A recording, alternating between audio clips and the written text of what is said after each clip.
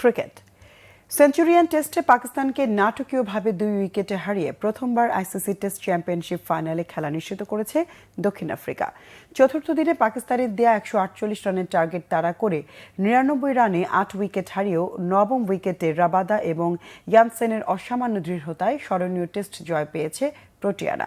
টেস্টের তৃতীয় দিনে পাকিস্তানের দ্বিতীয় ইনিংস 237 রানে বেঁধে ফেলে 148 রানের টার্গেট পায় দক্ষিণ আফ্রিকা। কিন্তু এই স্কোর তাড়া করতে নেমে তৃতীয় দিনে শেষ বিকেলে 27 রানে 3 উইকেট হারিয়ে চাপে পড়ে স্বাগতিকরা। চতুর্থ দিনে হাতে 7 উইকেট নিয়ে 121 রানের লক্ষ্যে পুনরায় ব্যাটিংয়ে নেমে পাকিস্তান ফাস্ট বোলার মোহাম্মদ আব্বাসের তোপে পড়ে দক্ষিণ আফ্রিকা।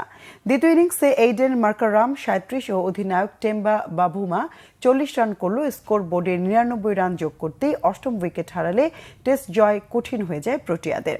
আব্বাসের নেতৃত্বে পাকিস্তানের বোলাররা 8 উইকেট তুলে নিয়ে নাটকীয় জয়ের সম্ভাবনা জাগিয়ে তোলেন, যদিও শেষ রক্ষা করতে পারেনি পাকিস্তান।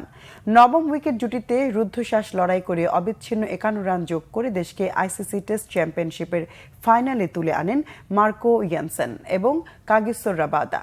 আব্বাস ক্যারিয়ার সেরা 6 উইকেট নিলেও পাকিস্তানের সকল প্রচেষ্টা ব্যর্থ করে দিয়ে দুর্দান্ত ব্যাটিংয়ে 26 বলে 5 বাউন্ডারিতে রাবাদা 31 এবং ইয়ানসেন 16 রান করে অপরাজিত থেকেই বীরের বেশে ছেড়েছেন মাঠ। 11 ম্যাচে শতাংশের হিসেবে 66.67 পয়েন্ট নিয়ে শীর্ষস্থান নিশ্চিত করেছে দক্ষিণ আফ্রিকা।